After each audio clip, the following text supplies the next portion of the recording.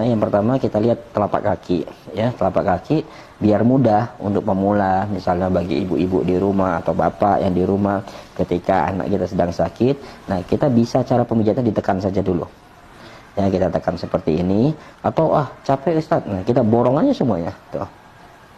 Nah, kita ambil semuanya seperti ini. Mana yang mudah? Jadi bisa dengan cara ditekan seperti ini. Berapa kali? Ya kira-kira saja. Ya, kita tidak usah pusing dengan hitungan. Yang pasti membuat rileks. Nah, yang berikutnya kita ambil di sini. Nah, ini sahabat sehat Nabawi. Jadi kita putar seperti ini, terus sampai ke atas. Ya, jadi sampai ke atas nih kita akan putar seperti ini. Nah, supaya apa? Rileks. Ya, supaya rileks. Kita lakukan ini juga sama sahabat sehat Nabawi. Jadi nanti kita putar terus kita lakukan atau menggunakan jari kita yang banyak. Nah,